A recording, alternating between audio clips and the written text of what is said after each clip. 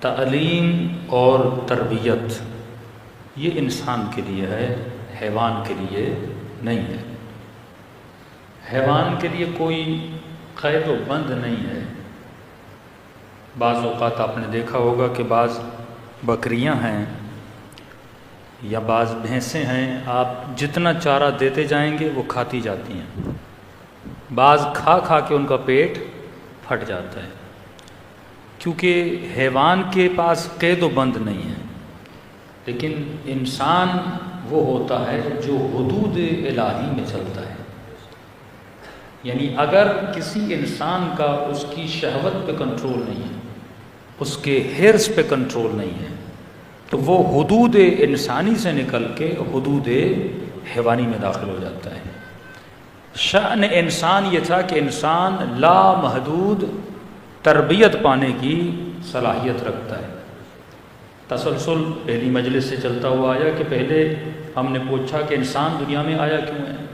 مقصد دنیا میں آنے کا عبادت کا مطلب اللہ کی معرفت۔ پھر معصوم نے فرمایا معرفت کہاں سے ملے گی؟ جس نے اپنے نفس کو پہچانا، اس نے خدا کو پہچانا۔ پھر سوال ہوا اگر یہیں سے معرفت ہونی ہے تو انسان کی تعریف کیا ہے؟ تو ہم نے بتایا انسان کمالات نباتی، کمالات جمادی، کمالات حیوانی رکھتا ہے، لیکن اس کے اندر ایک چیز ہے جو ان سب کے پاس نہیں ہے، وہ یہ ہے کہ انسان تربیت پانے کی صلاحیت رکھتا ہے۔ دوسرا، انسان ہمیشہ طالب کمال رہتا ہے، جہاں اسے کمال نظر آ جائے یہ اس کے پیچھے دوڑتا ہے۔ کنفیوژن یہاں ہوتا ہے کہ یہ جس شیطان یا نفس جس چیز کو کمال دکھاتا ہے اسے، وہ حقیقت میں کمال ہوتا نہیں ہے۔ اب مجھے کیسے پتا چلے کہ میں جس چیز کا عاشق ہوں وہ کمال ہے کہ نہیں ہے؟ تو معصوم فرماتے یہ دیکھو وہ فنا پذیر ہے کہ نہیں ہے۔ اگر اسے فنا آ رہی ہے وہ کمال نہیں ہو سکتا۔ دنیا کی کوئی ایسی چیز نہیں جو ہمیشہ باقی رہے۔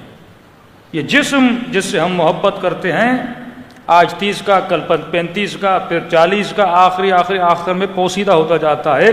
تو جسم پوسیدہ ہو کر بتاتا ہے کہ میں صاحب کمال نہیں ہوں۔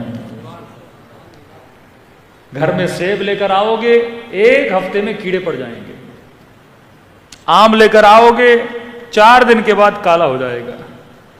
یہ اس دنیا کی حقیقت ہے۔ جو بھی چیز لے کر آؤ گے بائی ٹائم وہ کیا ہو جاتی ہے؟ فرسودہ ہو جاتی ہے۔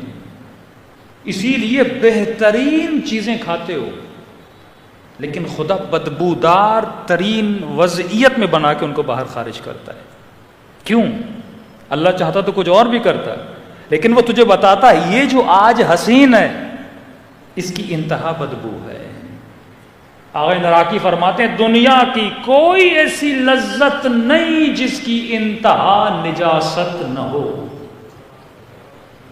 کھانا کھاؤ انتہا نجاست، پانی پیو انتہا نجاست، لذت نکاح انتہا نجاست کا۔ پھر تو عجیب آدمی ہے، ایسی لذتوں کا عاشق کیوں بنتا ہے جن کی انتہا نجاست ہے؟ اس چیز کے عاشق بنو جس کی ابتدا بھی نور ہے، انتہا بھی نور ہے۔ یہ انسان اگر صاحب عقل ہو تو چیزوں کو درک کر سکتا ہے، سمجھ سکتا ہے۔ اب سوال یہ کہ میں اپنی تربیت کتنی کرتا ہوں؟ پہلے مجھے یہ سمجھنا چاہیے یہ جو مشین خدا نے مجھے دی ہے، دنیا کی سب سے کمپلیکیٹڈ ترین مشین اگر ہے انسان ہے۔ آپ کمپیوٹر سمجھ سکتے ہو، آپ گاڑی سیکھ لو گے چلانا، کیمرہ سیکھ لو گے چلانا، سائیکل سیکھ لو گے چلانا، لیکن جس مشین پہ آج تک ریسرچ ہو رہی ہے وہ کس کی مشین ہے؟ انسان کی مشین ہے۔ صرف آنکھ پر لوگ پی ایچ ڈی کر دیتے ہیں، یعنی ابھی تک صرف نظام آنکھ کو سمجھنے کے لیے دنیا آج تک ریسرچ کر رہی ہے۔ 1,60,000 سیل ہیں تمہارے وجود میں، ایک بہت بڑی کائنات ہے تمہارے وجود میں۔ اب سوال یہ ہے کہ اس مشین کو کیسے چلانا ہے، یہ مجھے کون بتائے گا؟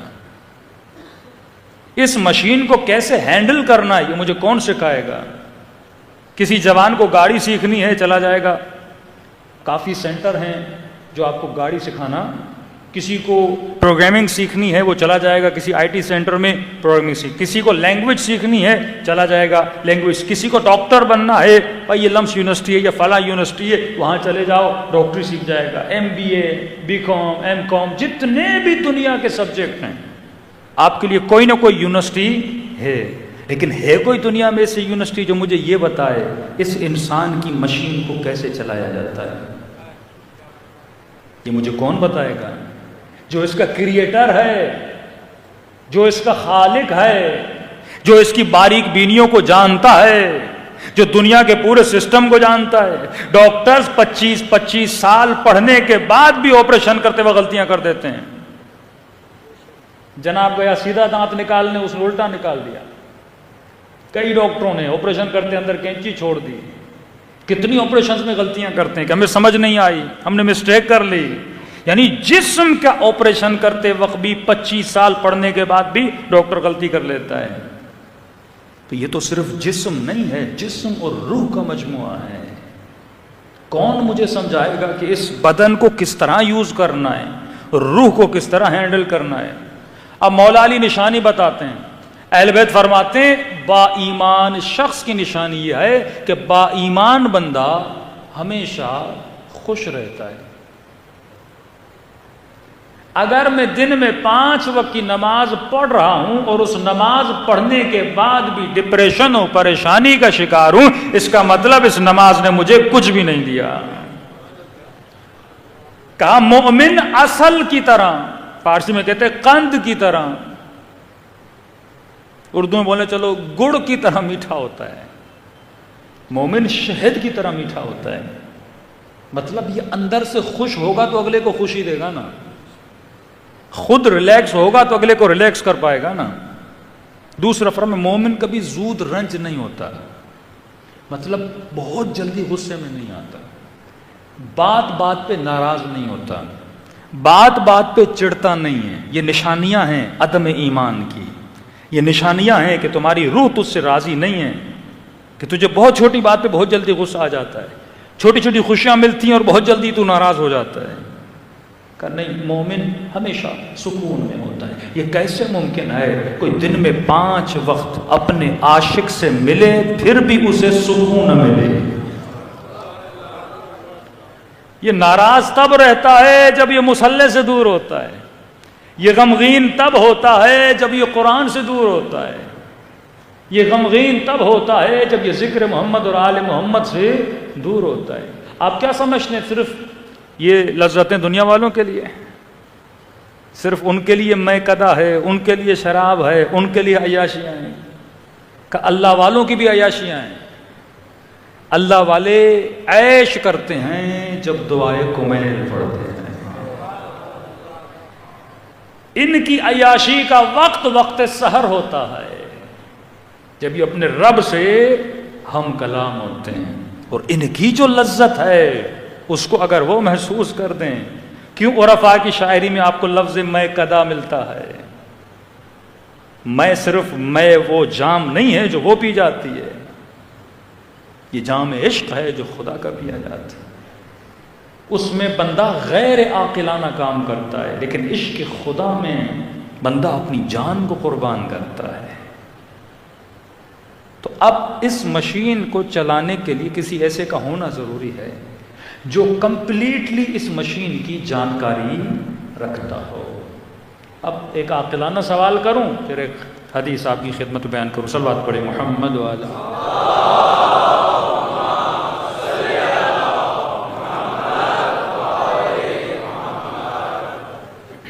آج تک ہوا ہے کہ کوئی جوان ہو جس کے سر پہ بال نہ ہو، گنجا ہو بیچارہ، اور کہے کہ مولانا صاحب مجھے بال لگوانے ہیں، کوئی ڈاکٹر بتائیے، تو میں آپ کو لے جاؤں کہوں ایک بہت اچھا ڈاکٹر ہے، اس کی دوائی بڑی زبردست ہے،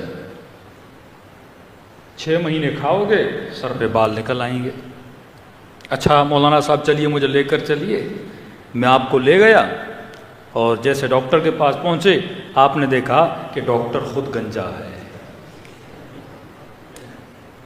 آپ نے کہا مولانا صاحب اتنی با اثر دوا ہے تو اس کے بال کہاں گئے؟ یہ آپ کو کس نے؟ میں نے بتایا، اندر سے آواز آئی نا، جو اپنا علاج نہیں کر سکتا وہ میرا علاج کیسے کرے گا؟ یہ سوال ہے۔ آپ کی کمر میں درد ہوا کہ مولانا صاحب کمر میں بڑا درد ہے، لے کر چلیے، وہ کوئی آپ کو لے کر گیا اور جیسے اس ہڈیوں کے ڈاکٹر کے پاس پہنچے وہ خود کمر پہ پٹا باندھ کے کرسی پہ بیٹھا ہوا ہے، اٹھا نہیں جا رہا اس سے، تو آپ نے کہا جو اپنی کمر نہ بنا سکے وہ میری کمر کیا بنائے گا؟ یہ اصول کلی ہے۔ کسی کو کہا چلے آپ کی آنکھیں بناتے ہیں، بڑا حکیم ہے، ایسی دوا دیتا ہے کہ اینک وینک چشمہ وشمہ سب ختم، پہلے دن کی طرح آپ کی آنکھیں کام کریں گی، اور جیسے آپ پہنچے اور ڈاکٹر نے کوئی 10 نمبر کا چشمہ لگایا ہوا ہے، تو کبھی ایسے ڈاکٹر کو دکھاؤ گے جس نے اپنا علاج نہیں کیا؟ کبھی ایسے حکیم کے پاس جاؤ گے، ایسے سنیاسی کے پاس جاؤ گے جو اپنا علاج نہ کر سکے، وہ تیرا علاج کیسے کرے گا؟ تو جب تو جسم کے لیے کسی ایسے ڈاکٹر کو تلاش کرتا ہے جس نے پہلے اپنا علاج کیا ہو، تو جسموں کے ڈاکٹر تو دنیا میں بہت مل جائیں گے، لیکن سوال یہ ہے جب میری روح بیمار ہو جائے تو میں روح کی بیماری کے لیے کس ڈاکٹر کو تلاش کروں گا؟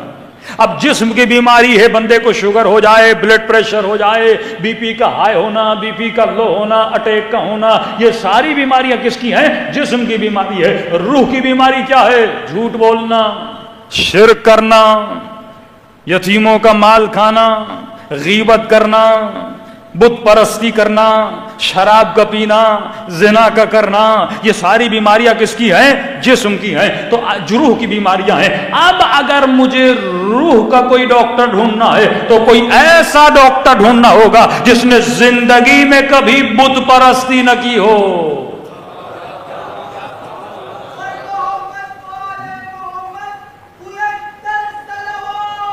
اللہ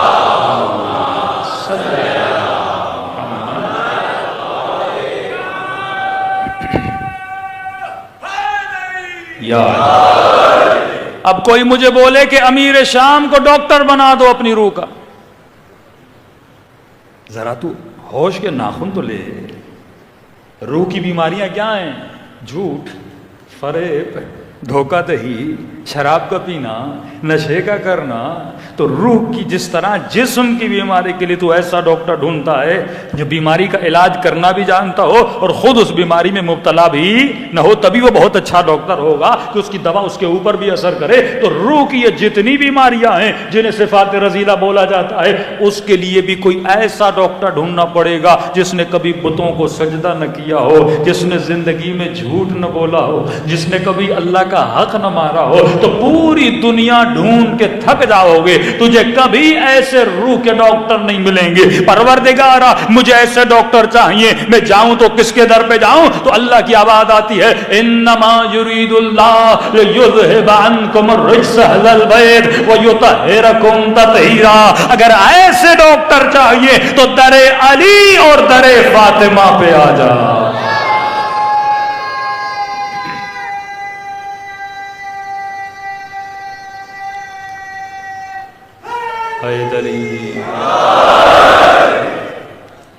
دنیا ڈھونڈ ڈھونڈ کر بھی اہل بیت کی زندگی سے چھوٹے سے چھوٹا گناہ ڈھونڈ نہ سکی۔ آپ کیا سمجھتے ہیں 500 سالوں تک 5 سینچری بنو امیہ اور بنو عباس نے حکومتیں کی ہیں؟ اگر یہ ڈھونڈ سکتے تو اہل بیت کی زندگی سے کوئی چیز ڈھونڈ کے لاتے۔ تبھی فرمایا کسی ایسے کا ہونا ضروری ہے جو معصوم ہو۔ مثال کے طور پہ اللہ کا سب سے پہلا ہادی کون ہے؟ حضرت، پتا ہے کہ نہیں؟ حضرت، شک ہے لوگوں کو کہ آدم ہے کہ نہیں؟ مطلب ابھی تک ہمارا علم یقین میں بدلا نہیں ہے۔ اب ڈرتے ہیں پتہ نہیں مولانا کسی اور کا نام لے لیں، وہی لے گا جو پہلا آیا ہے، کوئی اور نام تو میں بھی نہیں لوں گا۔ سب سے پہلا ہادی کون ہے؟ حضرت آدم۔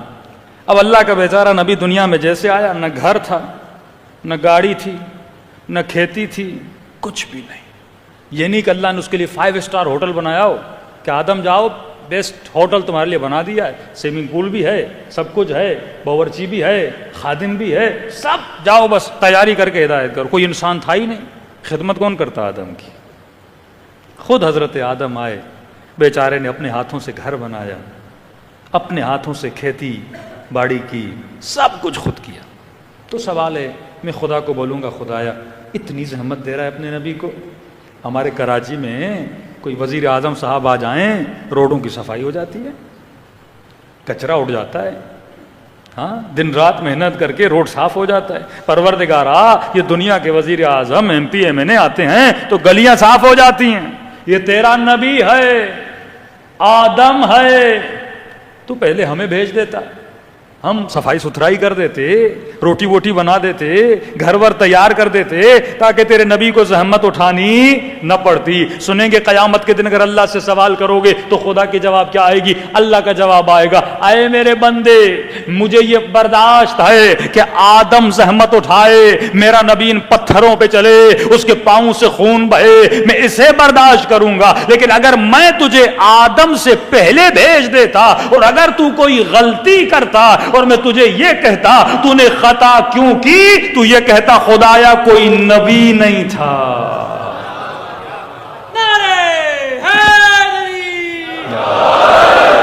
کوئی ہادی نہیں تھا مجھے ہدایت دینے والا. آواز کو تھوڑا بڑھا دیں. کوئی ہادی نہیں تھا مجھے ہدایت دینے والا. تو کہا میں یہ تو برداشت کروں گا میرا بھیجا ہوا ہادی تکلیف اٹھائے، لیکن یہ برداشت نہیں کروں گا تو بغیر ہدایت کے رہے. حسین کو تکلیف میں ڈال رہے ہیں تاکہ تو ہدایت پا سکے. کربلا نہ ہوتی آج یہ مجلس نہ ہوتی. اللہ کو پتا تھا ایک کے بعد ایک امام کو شہید کر دیا جائے گا اور بہت طولانی غیبت کبریٰ ہونے والی ہے. اب جب غیبت کبریٰ اتنی طولانی ہو جائے اور آپ کا اپنے امام کے ساتھ کوئی ڈائریکٹ کنیکشن بھی نہیں ہے تو میری روح کو ہدایت کون دے گا؟ میں کس کے پاس جاؤں ہدایت لینے؟ اللہ کو پتا تھا معاشرہ اتنا بگڑ جائے گا، ایک طرف ٹی وی، ایک طرف فلم، ایک طرف میڈیا، ایک طرف سوشل میڈیا، یہ سب لوگوں کو گمراہ کرنے پہ لگے ہوں گے. تو اس کی ہدایت کا بندوبست کرنا ہے نا. تبھی کربلا میں زینب کو بلایا گیا. اگر عاشورہ نہ ہوتی، کربلا نہ ہوتی، یہ مجلس امام حسین نہ ہوتی، یہ حرارت فی قلوب المؤمنین نہ ہوتی. آج تمہارے دلوں میں حرارت ہے، یہ رب نے ہدایت کا بندوبست کیا ہے کہ حسین اگر تکلیف اٹھائے یہ مجھے برداشت ہے، لیکن میں یہ برداشت نہیں کروں گا قیامت کے دن آ کر تو یہ کہے کہ خدایا کوئی ہادی نہیں تھا، کوئی بتانے والا نہیں تھا. کل قیامت میں اگر کوئی جوان کہے گا نا کوئی ہادی نہیں تھا، خدا کبھی حسین کو لا دے گا، کبھی علی کو لا کے کھڑا کر دے گا. یہ تو تھے میرے ہادی، یہ تو تھے تجھے بتانے والے، لیکن تو نے باتوں پہ عمل کیوں نہیں کیا تھا. تو خدا نبیوں کی تکلیفوں کو برداشت کرتا ہے لیکن یہ سننا برداشت نہیں کرتا کوئی بندہ یہ کہے کہ خدایا مجھے کوئی ہدایت دینے والا نہیں تھا. صلوات پڑھے محمد و آل محمد.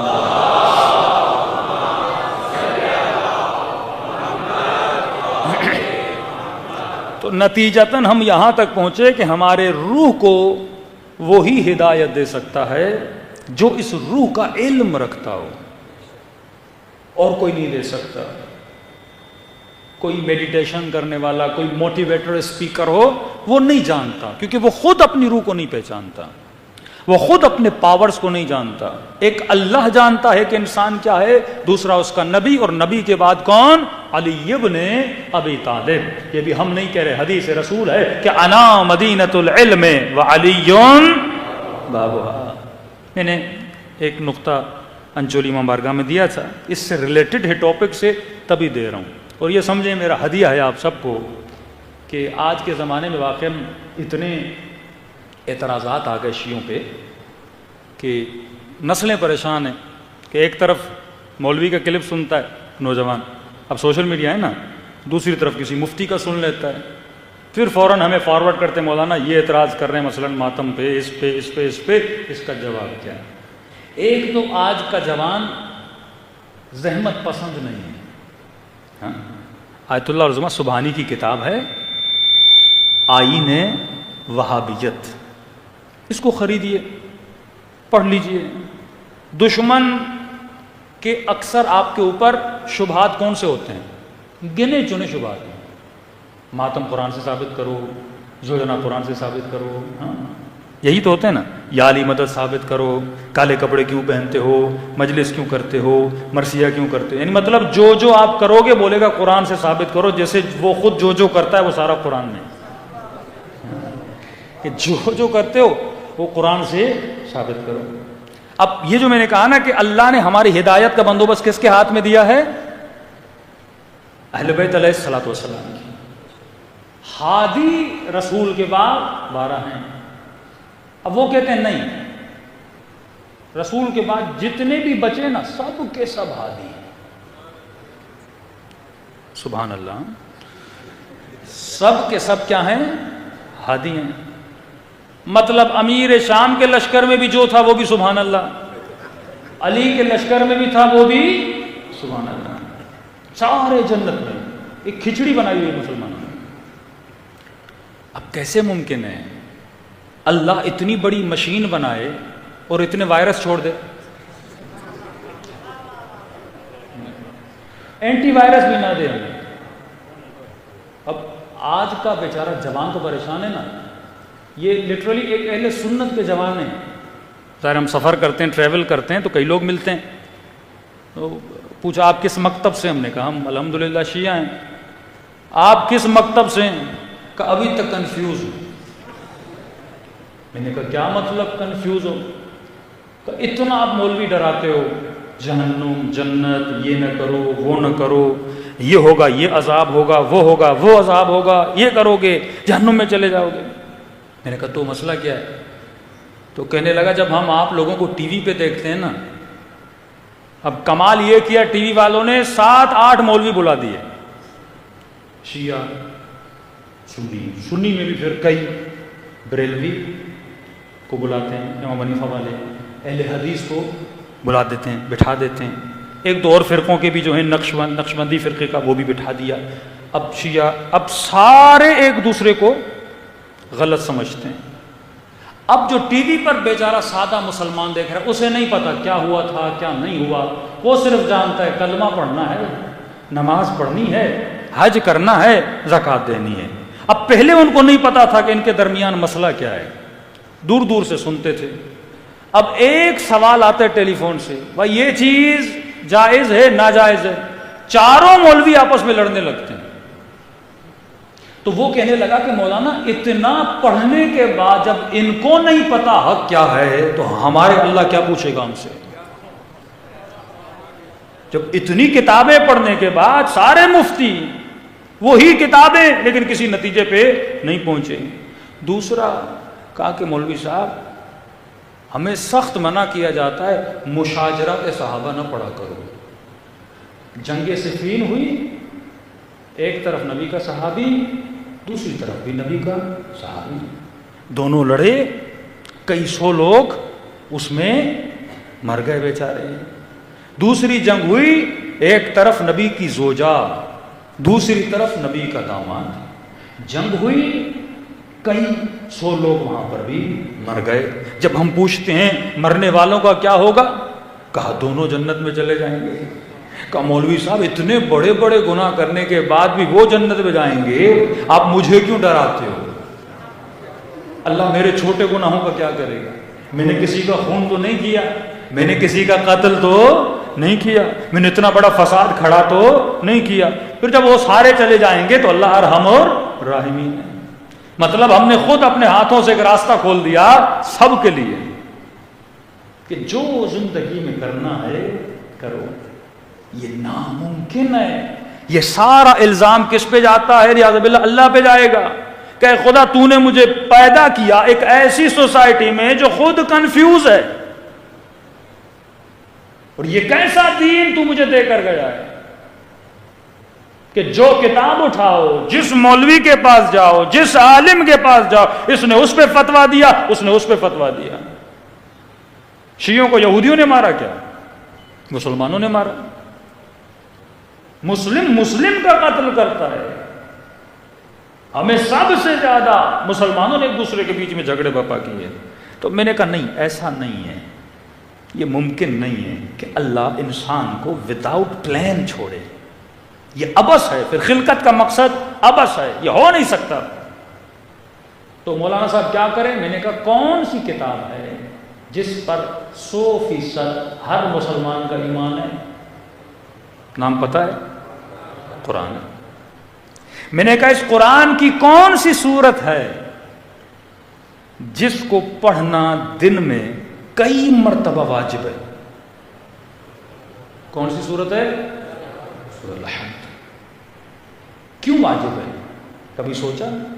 صبح سورہ حمد، دوسری رکعت میں سورہ حمد، ظہر کی 4 رکعتوں میں سورہ حمد، مغرب کی 2 رکعتوں میں سورہ حمد، عشاء کی 2 رکعتوں میں سورہ حمد. ہے کیا اس حمد میں؟ معصومین فرماتے ہیں تمہاری زندگی کا پورا روڈ میپ ہے، اس میں پورا نقشہ دیا ہوا ہے پروردگار عالم نے سورہ حمد میں. اتنا پیارا نقشہ. یہاں سے اہل بیت بھی نکلتے ہیں، یہاں سے مدد بھی نکلتی، سب کچھ ہے سورہ حمد میں. میں آپ کو تفسیر بتا دیتا ہوں سمپل سی. کسی بھی مسلم بھائی کو پکڑیے، بٹھائیے، نہ حدیث کی کتاب کھولنے کی ضرورت ہے، نہ روایت میں جانے کی ضرورت ہے. اسی سورہ حمد میں سب کچھ ثابت ہو جائے گا. ایشو یہ ہے کہ ہم پڑھتے نہیں ہیں نا. کیوں ہم کسی حدیث کی طرف جائیں؟ جب بات سمجھ میں نہ آئے، مثلا کہا اقیم الصلاۃ، پتہ چل گیا نماز قائم کرنی، اب کیسے کرنی ہے یہ ہم پھر حدیث میں جائیں گے. لیکن سورہ حمد میں اتنی وضاحت ہے پروردگار عالم کی طرف سے کہ پورا قرآن تجھے تب سمجھ میں آئے گا جب تجھے سورہ حمد سمجھ میں آئے گی. تب تک پورا قرآن بھی تو سمجھ میں نہیں آئے گا. اب ہر مسلمان پریشان ہے، میں ہدایت کس سے لوں؟ ہادی کون ہے؟ میرے وجود کو کون جانتا ہے؟ میں اپنی روح کی اگر راستہ پوچھوں زندگی بسر کیسے کرنی ہے، وہ کون سا ڈاکٹر ہے جس کے پاس جاؤں اور مجھے میری زندگی کا علاج ملے؟ آ جاؤ سورہ حمد میں. اب تھوڑی دیر کے لیے اپنے ذہنوں کو خالی کیجئے کہ آپ کسی خدا کو بھی مانتے ہیں، آپ شیعہ ہیں، سنی ہیں، جو بھی ہیں، ذہنوں کو خالی کیجئے. بس تصور کیجئے کہ آپ پیدا ہوئے، آپ کو نہیں پتا میں کون ہوں، بس پیدا ہوا ہوں، مجھے بھوک لگتی ہے، کھانا مجھے چاہیے، شادی کی مجھے ضرورت ہے، یہ سارے حیوانی جذبات میرے اندر ہیں. اتنا مجھے پتا ہے کہ کائنات کی کوئی بھی چیز بے مقصد نہیں ہے، ہر شے کا کوئی نہ کوئی بنانے والا ہے. وداؤٹ علم اور وداؤٹ قدرت کوئی چیز بن نہیں سکتی. دنیا کو مٹی نے نہیں بنایا کیونکہ مٹی میں شعور نہیں ہے، علم نہیں ہے. اینٹ کے پاس کیا علم ہے؟ کوئی نالج نہیں ہے اس کے پاس. کوئی چیز بنانے کے لیے نالج کا ہونا ضروری ہے، تصور کا ہونا ضروری ہے. کریٹیوٹی تب تک نہیں ہو سکتی جب تک تصور نہ ہو، علم نہ ہو، رنگ نہ ہو، قلم نہ ہو، حرکت نہ ہو، قدرت نہ ہو. یہ سب چیزیں جب ہوتی ہیں تب کوئی کسی چیز کو ہم کیا کر سکتے ہیں؟ بنا سکتے ہیں. اب میں نے پوری کائنات کو دیکھا، اب میں کسی خدا کو نہیں مانتا، کسی ولی، کسی ہادی، کسی مذہب میں نہیں ہوں. اب میرے سامنے سورہ حمد آئی. سورہ حمد اللہ کا بھیجا ہوا پیغام ہے، وہ گائیڈ بک ہے جو اس مشین کے ساتھ اللہ نے بھیجی ہے. شروع کرتا ہوں. سب سے بڑا اعتراض جو جوانوں پہ ہوتا ہے، شیعوں پہ ہوتا ہے، تو آج کل آپ کے مہربان محمد علی مرزا انجینئر صاحب بھی بڑا کر رہے ہیں کہ یا علی مدد کہنا بدعت ہے، اور قرآن سے بتاتے ہیں بدعت ہے. کئی جوانوں نے کہا مولانا اس کا کوئی جواب نہیں دے رہا. میں نے کہا سمپل سا جواب ہے، تم قرآن سے باہر نہ نکلو، قرآن میں اللہ نے جواب دیا ہوا ہے. بسم اللہ الرحمن الرحیم. ترجمہ شروع کرتا ہوں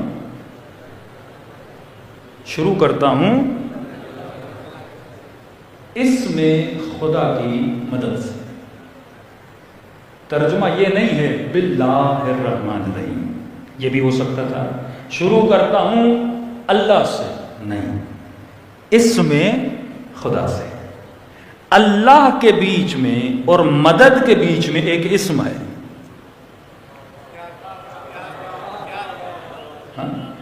جو یہ کہتے ہیں نا ڈائریکٹ اللہ سے مدد مانگنی چاہیے، آگے خدا خود جواب دے گا. اللہ کے بیچ میں اور مدد کے بیچ میں، با مدد کے لیے استعمال ہوتا ہے، با استعانت بولتے ہیں. با اور اللہ کے بیچ میں اسم ہے. شروع کرتا ہوں اسم خدا کی مدد سے. اور میرے چھٹے ماں فرماتے ہیں نحن اسماء اللہ، ہم بھی اسماء خدا ہیں. نسبت کس کی طرف ہے؟ اللہ کی طرف ہے. چلیے کون اللہ؟ مجھے کیا پتا، اللہ تو ہی بتا، میں تو تجھے جانتا ہی نہیں. میں تو پیدا ہوا ایسے سمجھے چوزا انڈے سے نکلا، انڈے سے اس کو کیا پتا مرغی کیا ہوتی ہے. میں بھی دنیا میں آیا، مجھے کیا پتا کون اللہ. کہتے گھبرا نہیں، میں خود بتاتا ہوں. الرحمن الرحیم. میری دو صفات ہیں. ایک صفت ہے کہ میں رحمان ہوں، ایک صفت ہے کہ میں رحیم ہوں. رحمان اور رحیم میں فرق کیا؟ حالانکہ دونوں رحمت سے نکلے ہیں. کہ ایک میں رحمان ہوں مطلب رحیم ہوں، مطلب ایک میری رحمت عام ہے، جرنل ہے، سب کے لیے. حیوان، چرن، پرند، جتنی بھی کائنات ہے سب پہ میری رحمت ہے. مطلب جب بادل برستے ہیں، میں بادلوں کو یہ نہیں کہتا کہ علی والے کے گھر میں برسنا، دشمن علی کے گھر میں نہ برسنا. رحمت عام ہے، جب یہ آئیں گے سب کے اوپر برسیں گے. دوسرا میری رحمت خاص ہے، میں ہر کسی کو نبی نہیں بناتا، میں ہر کسی کو علی نہیں بناتا، میں ہر کسی کو سیدۃ النساء العالمین نہیں بناتا، میں ہر کسی کو باب مدینۃ العلم نہیں بناتا، میں ہر کسی کو سیدہ شباب اہل جنت نہیں بناتا.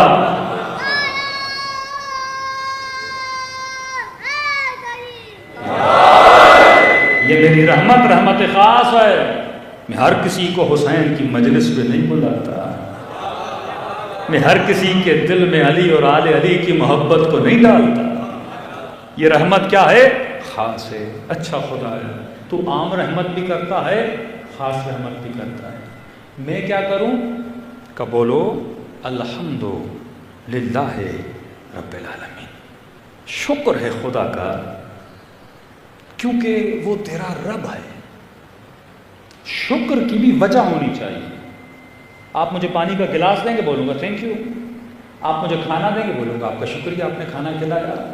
آپ مجھے کسی جگہ تک چھوڑیں گے، کہوں گا شکریہ، آپ نے کچھ میرے لیے کیا. آپ نے، اے خدا تو نے میرے لیے کیا کیا؟ کہ میرا شکر کرو. کیوں؟ کیونکہ میں تیرا رب ہوں. اگر میں تدبیر نہ کرتا دنیا نہ بنتی. میں مدبر الامور ہوں، میں مینیجر ہوں، مینیج کرتا ہوں پوری کائنات کو. میں نے تجھے بنایا، میں نے تجھے خلق کیا. اور کیوں خلق کیا؟ میں نے تدبیر کر کے تجھے بنایا ہے. تو اپنے وجود کو دیکھے گا، ایک بہت بڑی سائنس ہے تیرے وجود میں. دنیا کی کوئی چیز کسی شے سے جدا نہیں ہے. میں نے تمہارے وجود کو تدبیر کیا. تدبیر کیوں کیا؟ رب العالمین مطلب پورے جہاں کی تدبیر کرنے والا میں ہوں. الحمدللہ رب العالمین. پھر کہتا ہے الرحمن الرحیم. میں رب اس لیے ہوں کیونکہ میں رحمان ہوں. میں رب اس لیے ہوں کیونکہ میں رحیم ہوں. کبھی سوچا؟ میرے مولا فرماتے ہیں 9 مہینہ یہ ماں بچے کو پیٹ میں رکھتی ہے. پیدا ہوتا ہے ماں کو تکلیف دیتا ہے، 9 مہینہ پیٹ میں ہوتا ہے تکلیف دیتا ہے. پیدا ہوتے ہی ماں کا خون چوستا ہے. دودھ وہ خون ہے جو دودھ میں بدلا ہے، یہ صرف لے رہا ہے، دے کچھ نہیں رہا. بچہ ماں سے صرف لے رہا ہے، اسے دے کچھ نہیں رہا. کہ پھر بھی ماں اس سے محبت کرتی ہے، اس کی گندگی صاف کرتی ہے، اس کے ڈائپرز کو چینج کرتی ہے. ماں کو گھن نہیں آتی، اسے تکلیف نہیں آتی، وہ خوشی خوشی کرتی ہے. کہ مولا کیوں؟ کہ اگر وہ ماں کے دل میں رحمانیت کی صفت کو نہ ڈالتا، اس صفت کی وجہ سے یہ ماں سب کچھ کر رہی ہے. آج لاؤڈ کے ساتھ پتہ نہیں کیا مسئلہ ہے، کبھی کم ہو رہا ہے کبھی زیادہ ہو رہا ہے. صلوات پڑھے محمد وعلی محمد.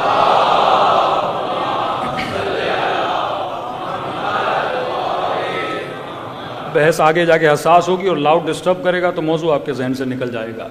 فرمایا میں رب ہوں، اس لیے رب ہوں کیونکہ میں رحمان ہوں. اگر میرے دل میں بندوں کے لیے رحم نہ ہوتا میں تجھے پیدا کیوں کرتا؟ اکثر لوگ سوال کرتے ہیں نا اللہ نے مجھے پیدا کیوں کیا؟ تو علماء سوال کرتے ہیں نہ ہونا اچھا ہے یا ہونا اچھا ہے؟ کسی چیز کا نہ ہونا اچھا ہے یا ہونا اچھا ہے؟ سب کہتے ہیں ہونا اچھا ہے. کہ اس نے تجھے عدم سے وجود دیا. وجود کیوں دیا؟ کیونکہ وہ رحمان تھا، اس کے دل میں محبت تھی، تبھی اس نے اپنی محبت کو تیرے ساتھ بانٹا. اب اس نے بتا دیا میں اللہ ہوں. میں اللہ کیوں؟ کیونکہ میں رحمان و رحیم ہوں.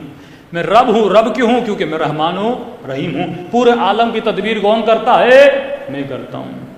الرحمن الرحیم مالک یوم الدین. اے میرے بندے یاد رکھنا، قیامت اور یوم الدین کا مالک کون ہے؟ میں اللہ ہوں. ٹھیک ہے خدا، میں سمجھ گیا تو نے مجھے پیدا کیا کیونکہ تو رحمان ہے، تو رحیم ہے. میں تیرا شکر کرتا ہوں کیونکہ تو میرا رب ہے. دنیا آخرت یوم دین کا مالک تو ہے. اب بتا دو صحیح اس یوم دین کے لیے میں کیا کروں؟ کوئی پلان دے مجھے. اسکول بن گیا یہ اسکول، اس کے لیے اب میں اس اسکول میں آ کے کروں کیا؟ کوئی سلیبس دے مجھے. میری ڈیوٹی کیا ہے دنیا میں آنے کے بعد؟ میں دنیا میں لایا کیوں گیا؟ اللہ ہدف دنیا بتاتا ہے، کہتا اب بول ایاک نعبد و ایاک نستعین. یہاں پہ وہابی شیعوں سے بڑا کھیلتے ہیں، بیچارے جوان پریشان ہو جاتے ہیں. سمپل شبہ ہے جس کا جواب میں بھی دے دیتا ہوں. ایاک نعبد، یہ شبہ محمد علی مرزا نے بھی کیا ہے، کلپ بن جائے تو اس کو بھیج دیجیے گا.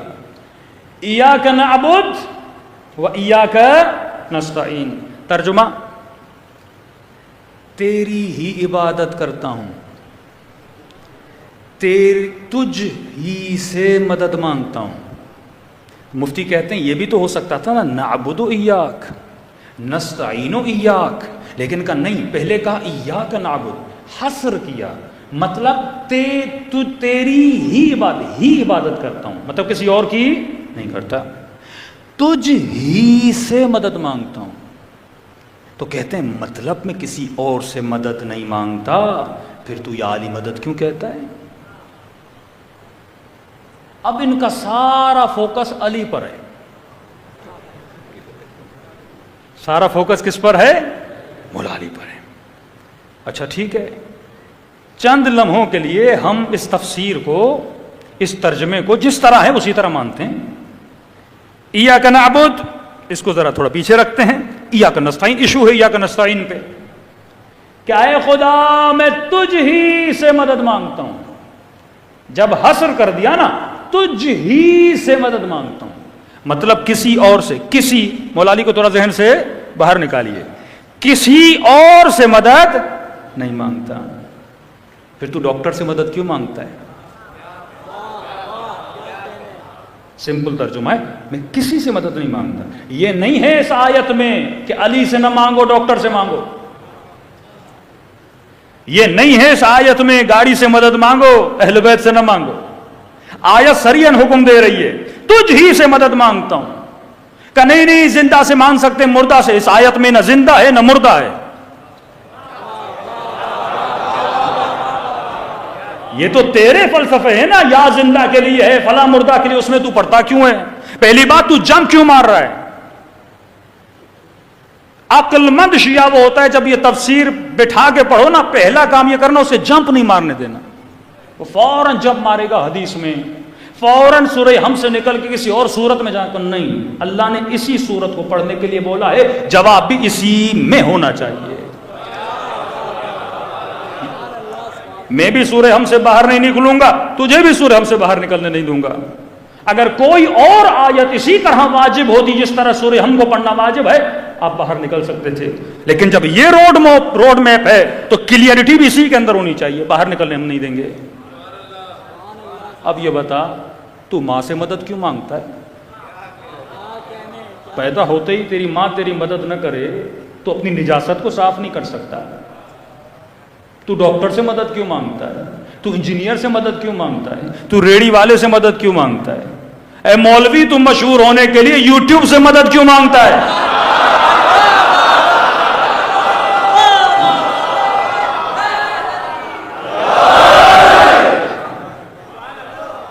کوئی پوچھے محمد علی مرزا سے، جب ایاک نستعین میں کسی سے مدد نہیں مانگتا، پھر یہ بٹن کیا ہے آپ دکھاتے ہو، یہ سلور ملا، یہ گولڈن ملا.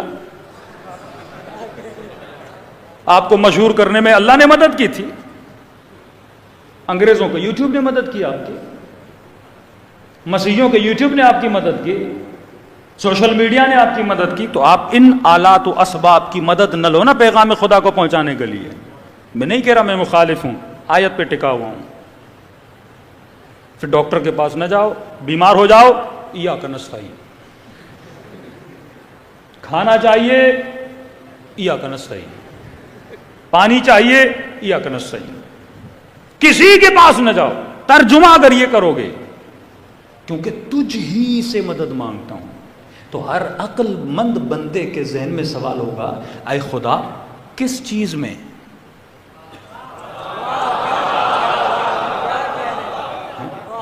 کس چیز میں؟ یہ تو ممکن نہیں ہے کہ میں ہر شے میں تجھ سے مدد مانگوں.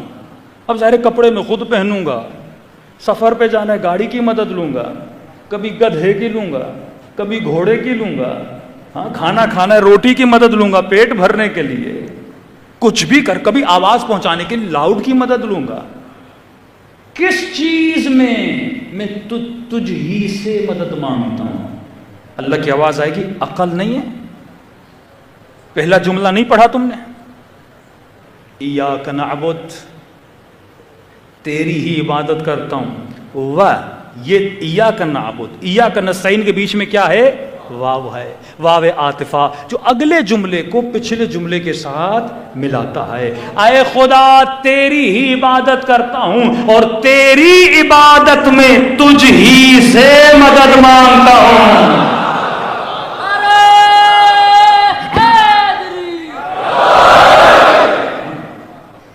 تیری ہی عبادت میں کسی بت سے مدد نہیں مانگتا. کیونکہ اگر بندہ کوئی بنا سکتا ہے تو بنا سکتا ہے. اللہ نہ چاہے تو ہم اس کے بندے بن سکتے ہیں کیا؟ توحید خالص، اور شیعوں سے بڑی توحید اور گاڑی توحید کسی مکتب کے پاس نہیں ہے. آپ کے پاس نہ وہ دعائیں ہیں نہ وہ مطالب ہیں. آ جاؤ مکتب اہل بیت میں. ہمارا تو وہ خدا ہے ہی نہیں جو جہنم میں پاؤں ڈال دے. گاڑی تو ہی یہیں سے ملتی ہے. اے خدا تیری عبادت میں تجھ ہی سے مدد مانگتا ہوں. ٹھیک ہے خدایا مدد مانگتا ہوں، ٹھیک ہے تو کس طرح مدد کرے گا یہ بھی تو بتا. اللہ نظر نہیں آ رہا اور بول بھی یہ رہا ہے کہ میری عبادت میں میں ہی مدد کروں گا. اب وہی مدد کرے گا نا. مطلب نقشہ میں تجھے دوں گا، ایڈریس میں تجھے دوں گا. کسی ایرے غیرے سے میری ایڈریس نہ لینا، کسی ان پڑھ سے میری ایڈریس نہ لینا، کسی بت سے میری ایڈریس نہ لینا. ایڈریس میری چاہیے میری سورہ حمد میں آ، میں تجھے ایڈریس دوں گا. مجھ ہی سے راستہ مانگنا. اچھا خدا تجھ ہی سے مدد مانگ رہا ہوں تیری عبادت میں، بتا کیا کروں؟ کہا بولو اہدنا الصراط المستقیم. اب میں تجھے روڈ میپ دے رہا ہوں. اہدنا، ہدایت کر، تو ہدایت کر، تو ہی مدد کر رہا ہے نا، تو ہدایت کر. صراط المستقیم، اس راستے پر جو سیدھا ہے. راستہ ایک ہے، 73 نہیں ہے. راستہ ایک ہے، کلہم نجوم نہیں ہے. راستہ ایک ہی ہے جو ہدایت کا راستہ ہے. اہدنا، ہدایت کر صراط مستقیم پر. اب بندہ کنفیوز ہوتا جائے گا، اے خدا صراط مستقیم یہ ہے کیا؟ صراط مستقیم ذرا ڈیفائن تو کر، صراط مستقیم کیا ہے؟ مجھے کیا پتا صراط مستقیم کیا ہے؟ اللہ کہتا ہے گھبراؤ نہیں، ڈیفینیشن میں خود دوں گا. شروع سے خود بتاتا ہوا آ رہا ہے، کہتا صبر کر، آگے جا، جواب تجھے خود مل جائے گا. اہدنا الصراط المستقیم، ہدایت، ہدایت کی دعا مانگ مجھ سے. کس کے لیے؟ صراط مستقیم پر. اے خدا یہ صراط مستقیم کیا ہے؟ پہچان کیا ہے؟ جانوں کیسے؟ پہچانوں کیسے؟ اگر کوئی کسی کو ایڈریس بتاتا ہے نا، کہتے فلاں کونے پہ چلے جانا، ایک دکان ہوگی، ایک تھمبا لگا ہوگا، ہاں، یا فلاں جگہ پہ فلاں گاڑی کھڑی ہوگی، فلاں رنگ کے کپڑے والا بندہ ہوگا. آپ نشانی دیکھ کر راستے کو پہچان جاتے ہو. روڈ جیسے نا بھئی فلاں بورڈ لگا ہوگا تب جا کے آپ کو پہچان لگتی ہے. تو نشانیاں بتائی جاتی ہے نا، جس طرح انبیاء کی نشانیاں بتاتا ہے، اولیاء کی نشانیاں بتاتا ہے، رسول خدا کی نشانیاں بتاتا ہے. تو اے خدا یہ اس راستے کی نشانیاں کیا ہیں؟ میں اس راستے پہ چلوں تو کیسے چلوں؟ دنیا میں 100 راستے، 100 مولوی، 100 بتانے والے، 100 مفتی، تو بتا میں راستہ کیسے پہچانوں؟ کہ میں تجھے راستے کی نشانی دے رہا ہوں، میں اتنا آسان کر کے بتاؤں گا تو بڑا ایزیلی اس ایڈریس پہ پہنچ جائے گا۔ صراط الذین، کس کا راستہ؟ کیسا راستہ؟ کیسا دکھتا ہے یہ راستہ؟ کہ دیکھو اہدنا الصراط المستقیم، صراط مستقیم پہ چل۔ ہے کیا صراط مستقیم؟ پہچان کیا ہے صراط مستقیم کی؟ کس کو دیکھ کے چلوں؟ مثال کے طور پہ اگر مجھے کوئی ڈبہ بھی بنانا ہے، پہلے سے کوئی نقشہ تو ہو، کوئی سانچہ تو ہو جس کی کاپی کر کے میں کچھ بناؤں۔ تو بتا تو صحیح میں کروں تو کیا کروں؟ آواز آئی، یہ ان کا راستہ ہے، صراط الذین انعمت علیہم، یہ ان کا راستہ ہے جن پر میں نے اپنی نعمتوں کو نازل کیا ہے۔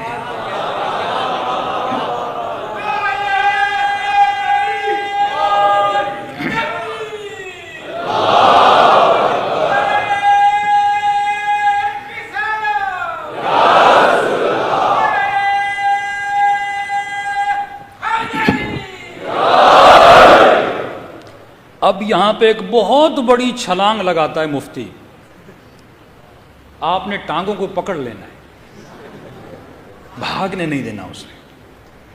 فوراً جمعے کا خطبہ دے گا، کہے گا صراط مستقیم پہ چلو، کن کا راستہ ہے؟ انعمت علیہم، جن پہ اللہ نے نعمت نازل کی۔ لوگ پوچھیں گے مفتی صاحب کون ہیں؟ کہ والسابقون السابقون اولئک المقربون، جو سب سے پہلے ایمان لائے،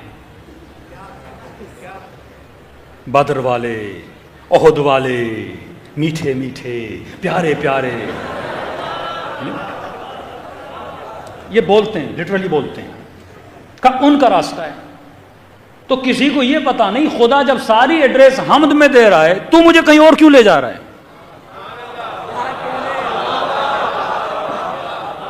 بتا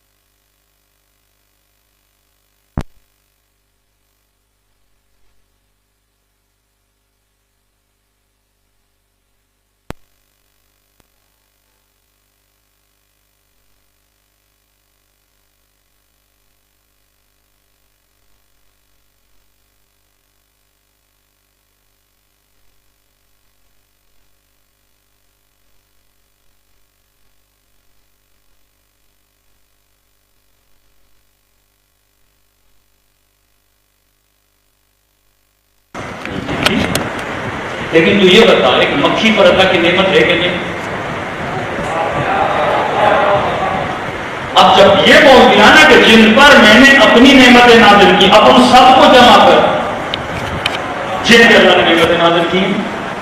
دنیا کا وہ کون سا وجود ہے جس پہ اللہ نے نعمت نازل نہیں کی؟ آپ بتاؤ تو صحیح۔ ایک کبوتر پہ بھی اللہ کی نعمت ہے، زمین پر بھی اللہ کی نعمت ہے، سارے مسلمانوں پر اللہ کی نعمت ہے، تو میں سب کے راستے پہ چلوں؟ کوئی زرباری پتا کی نعمت ہے کہ نہیں؟ ہے کہ نہیں؟ آپ کی حکم نعمت تو ہے نا، اللہ نے جان دی، وہ سانسیں لے رہے ہیں، کھا رہے ہیں، پی رہے ہیں، نعمت ہے خدا ہے۔ نعمت کون سا؟ یزید پر بھی اللہ کی نعمت ہے نا، یہ زبان، یہ آگ، یہ وجود اللہ کی نعمت ہے نا۔ تو کل یزید بولے میرے اوپر اللہ کی نعمت ہے، بولے وَأَنْعَمْتُ عَلَيْهِمْ۔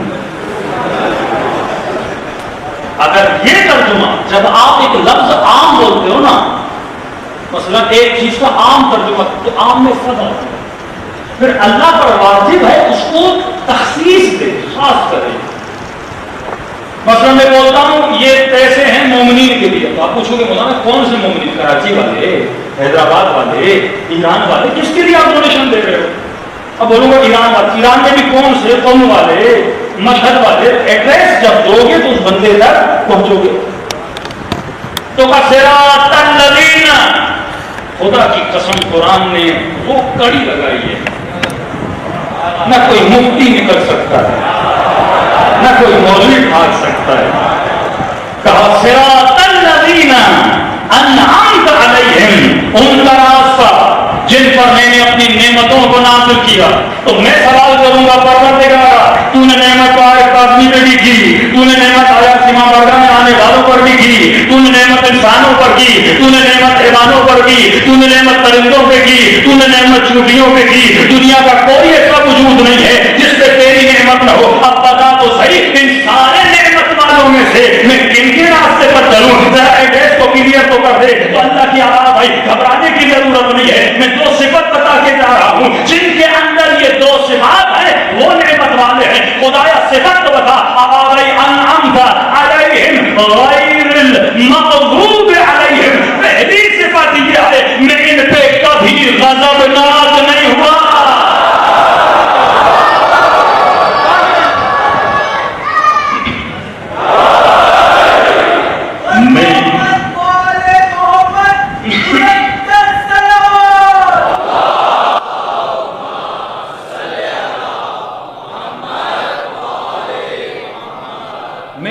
کبھی غضبناک نہیں ہوا. غیر المغضوب علیہم.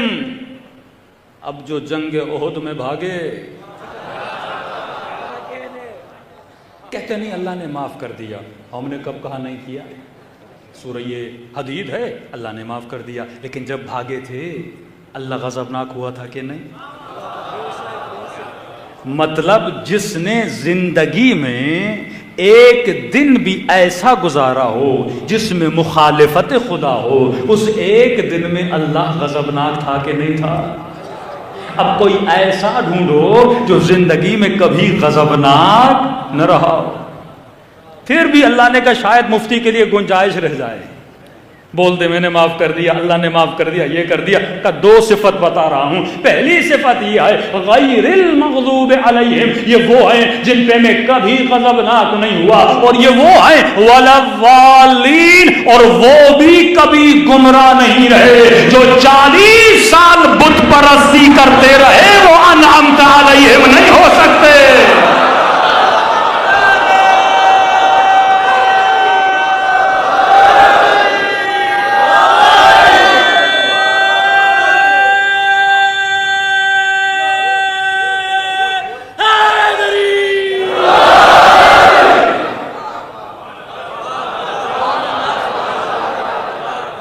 نہ میں نے کوئی شعر پڑھا، نہ شاعری کی، نہ اپنا تخیل بتایا، یہ خدا کا کلام ہے جس کو ڈیلی مسلمان پڑھتا ہے اور راستے ان کے پہ چلتا ہے جو ضالین بھی ہیں، غیر المغضوب بھی ہیں. اب کہا کہ اگر کوئی غصے میں آئے تو اس کے غصے کا پتہ کیسے چلتا ہے؟ چہرے سے. چہرہ سرخ ہو جائے بندہ غصے میں، چہرہ پیلا ہو جائے بندہ غصے میں. اللہ تو جسم نہیں رکھتا. مجھے کیسے پتا چلے وہ کن پہ غضبناک ہوا؟ اے خدا تیرا چہرہ مجھے نظر نہیں آتا، مجھے کیسے پتا چلے؟ آواز آئی فاطمہ تو بضعۃ منی، فاطمہ میرے جگر کا ٹکڑا ہے، جس پہ یہ غضبناک ہو اس پہ میں غضبناک ہوتا ہوں.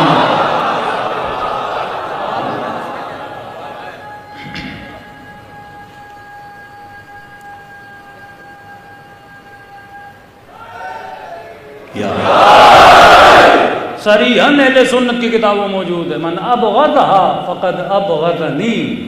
جس نے فاطمہ کو غضبناک کیا اس نے مجھے غضبناک کیا.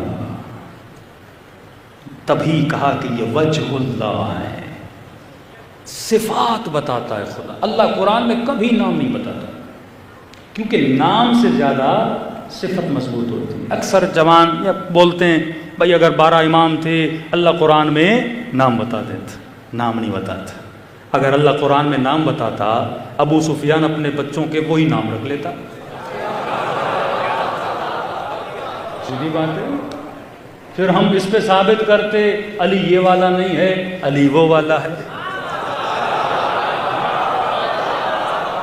حسن یہ والا نہیں ہے، حسن وہ والا ہے۔ اب مفتی اسی میں بحث چھڑی رہتی، اللہ نے کہا نام نہیں بتاؤں گا، تو سیانا ہے تو میں بھی تیرا رب ہوں، تو مکر کرتا ہے تو میں خیر الماکرین ہوں۔ میں صفت بتاؤں گا، کہا اپنا نام بتاؤں گا، نبی کا نام بتاؤں گا، تیسرے کی صفت بتاؤں گا، انما ولیکم اللہ والرسول، میں ولی، میرا رسول ولی، تیسرا وہ ولی جو حالت رکوع میں زکوٰۃ دیتا ہوا نظر آ جائے۔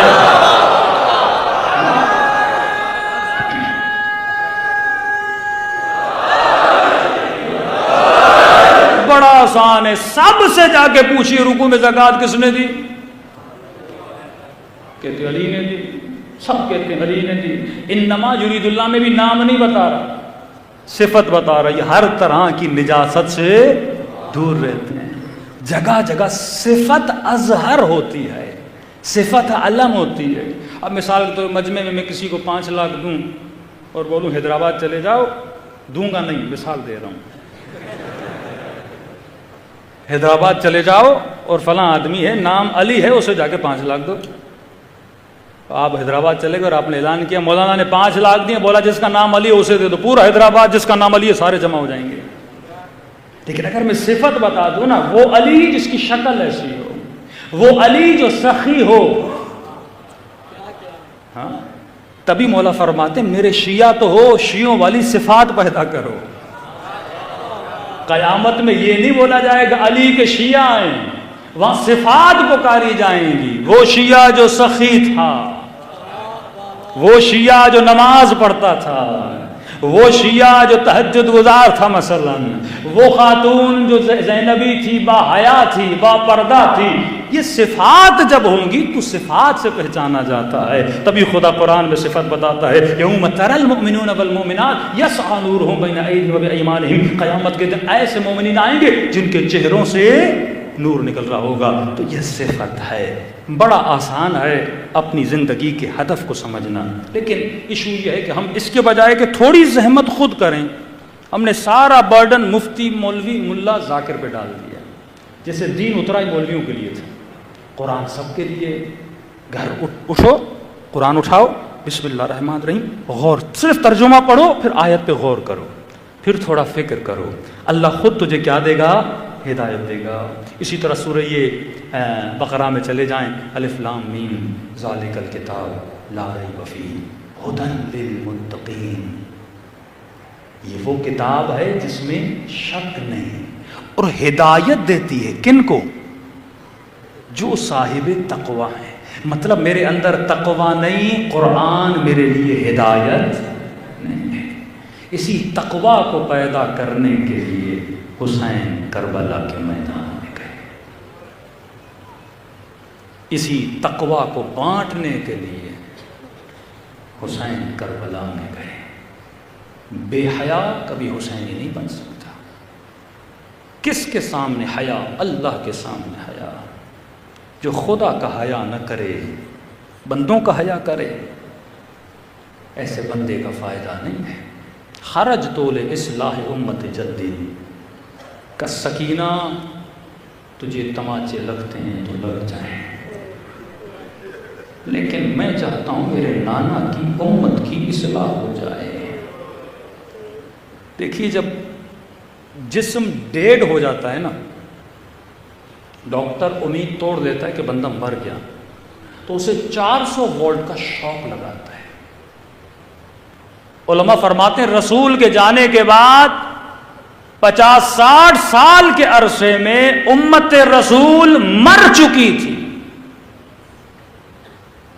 اس کو زندہ کرنے کے لیے کربلا کا شوق دینا ضروری تھا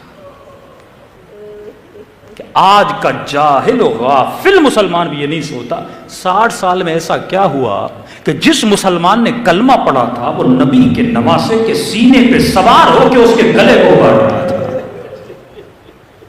نبی کی نواسیوں کو بازاروں میں لے جا رہا ہے، جو ہم شکل پیغمبر ہے اس کے گلے کو کاٹا جا رہا ہے۔ 6 مہینے کے بچے کا گلا کاٹا گیا۔ ایک مولانا کہتے ہیں میں ایک گاڑی میں سوار تھا ایک سکھ کے ساتھ. اس نے کہا آپ شیعہ بڑے جلوس نکالتے ہو، مجھے بتاؤ ہوا کیا تھا کربلا میں؟ کہتے میں نے شروع کیا جناب قاسم کی شہادت بتائی، رویا. اکبر کی شہادت بتائی، بہت رویا. عباس کے بازوؤں کا ذکر کیا، رویا. کہتا ہے جیسے میں نے علی اصغر کا ذکر شروع کیا، سکھ تھا، کہا چپ ہو جاؤ، اگر زیادہ بتاؤ گے مجھے ڈر ہے کہیں میرا دل پھٹ نہ جائے.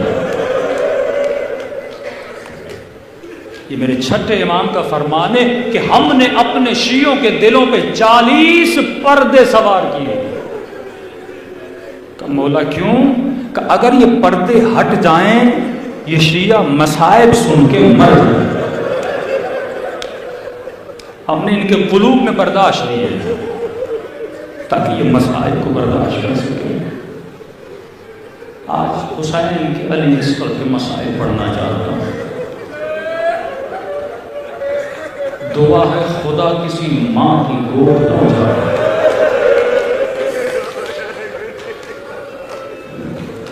جو صاحب اولاد ہیں، 2 اہل بیت کی نصیحتیں ہیں کہ جن کی 4-5 سالہ بچیاں ہیں نا، وہ کبھی اپنی بیٹیوں کو تماچے نہ مارے.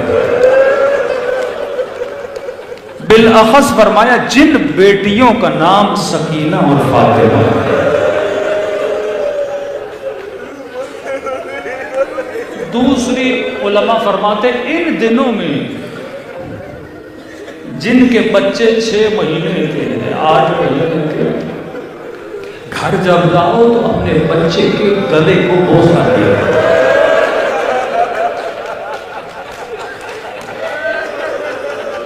کیونکہ جب بچے کے گلے کو بوسہ دو گے نا پھر محسوس کرو گے حسین پہ کیا گزری ہوگا. پھر کہا کرو السلام علیکم یا ابا عبداللہ. خدا جانتا ہے امام زمانہ کے دل پہ کیا گزر رہی ہے. دلوں کو کربلا لے جائیں، سلام کریں اپنے مولا کی مظلوم. السلام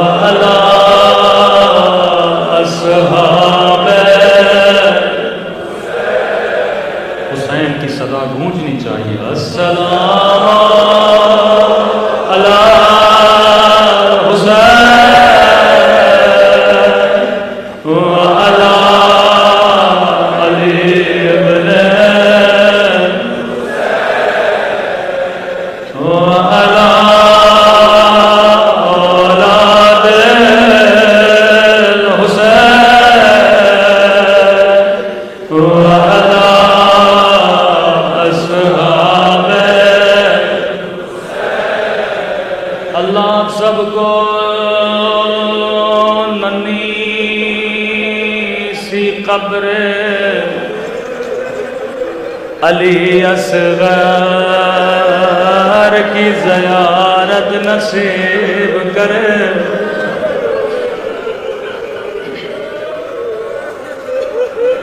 میں نے یہ جملہ کہا آپ سب نے سنا. ایک زائر کربلا گیا، ہر قبر کی زیارت کے ہر زائر سے پوچھنے لگا مجھے بتا علی اصغر کی قبر کہاں ہے.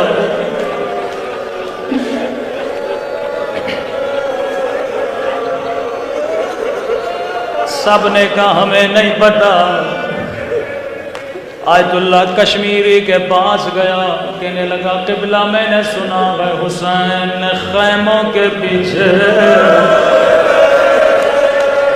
اپنے ننھے سے بچے کو دفن کیا تھا، لیکن مجھے کوئی نہیں بتاتا علی اصغر کی قبر کہاں۔ آقا کشمیری نے کہا مجھے بھی نہیں پتا، مجھے 2-3 دن کا وقت دے، میں کتابیں پڑھوں شاید مجھے پتہ لگ جائے۔ آقا کشمیری کہتے ہیں میں نے ساری تاریخ کی کتابیں چھان ماری، لیکن کہیں پہ ذکر نہیں تھا علی اصغر کی قبر کہاں۔ تہجد کا وقت تھا، کہتے ہیں میں نے مصلی بچھایا، امام حسین سے توسل کیا، میں نے کہا مولا آپ کے عزادار علی اصغر کا پوچھ ہے، مجھے بتائیے میں کیا جواب دوں۔ رو رو کے کشمیری کو نیند آ گئی، خواب گیا تھا میں امام حسین کی زیارت نصیب ہوئی۔ فرمایا کشمیری میرے عزاداروں کو بتا دے، آج کے بعد میرے علی اصغر کی قبر تلاش نہ کر۔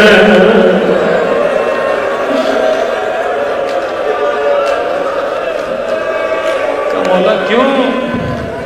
کیا آپ کے بچے کی قبر نہیں ہے؟ کہا میرے عزاداروں کو بتا دو جس نے علی اصغر کی زیارت کرنی ہے وہ حسین کی قبر کی زیارت کر۔ کہا مولا علی اصغر کہاں ہے؟ کہا سجاد نے میرے اصغر کو میرے سینے پہ سلایا تھا۔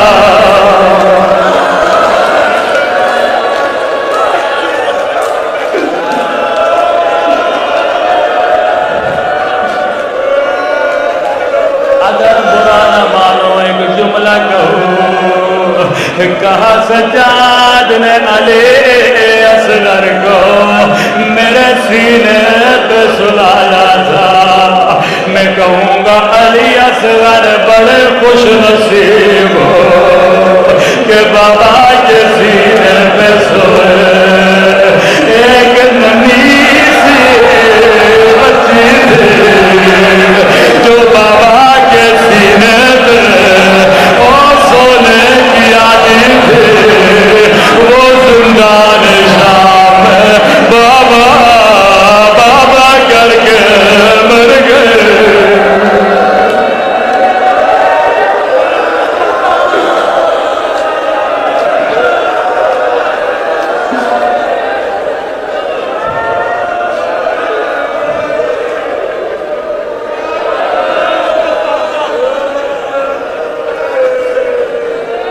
اے خدا تجھے ننھے سے باب الحوائج کا واسطہ،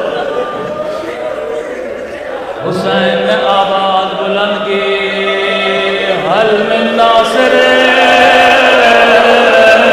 ینصرنا، ہے کوئی مجھ غریب کی مدد کرنے والا، ہے کوئی مجھ پیاسے کی مدد کرنے والا۔ اکبر زندہ رہے، قاسم زندہ رہے، عباس زندہ رہے۔ آواز خیمے میں جھولے ایک بچے نے سنی، بی بی رباب کے لیے اصغر میں تڑپنا شروع کیا۔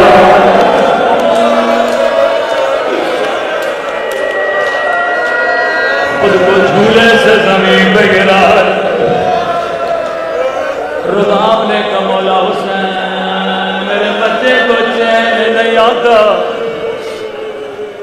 جیسے خیمے میں آئے علی اصغر کو حسین نے ہاتھوں پہ اٹھایا۔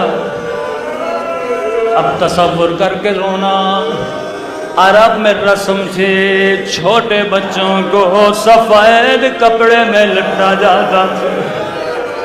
حسین نے کہا رباب سفید کپڑا لا کر دے۔ اپنے ہاتھوں سے اصغر کو لپٹنا شروع کیا. ایسے لپٹ رہے تھے جیسے بچے کو کفن پہنا رہے ہو.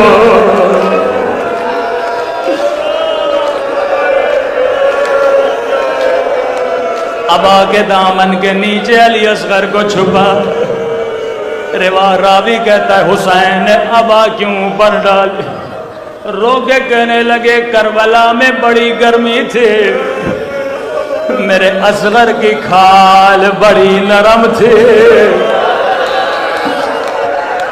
ابا کے دامن کے نیچے چھپا. فوج اشکیا نے سمجھا حسین قرآن لائے. فرمایا فوج یزید اگر تیری دشمنی ہے تو حسین سے ہے, میرے 6 مہینے کے بچے نے تیرا کیا بگاڑا. ایک ملعونے کا حسین پیاس تجھے لگی ہے, بہانہ بچے کا بنا رہے ہو. امام نے علی اصغر کو ہاتھوں پہ اٹھایا, کہا علی اصغر حجت خدا ہو, حجت تمام کرو. بچے نے خوشب زبان نکالے, فوج یزید منہ چھپا کے رونے لگے.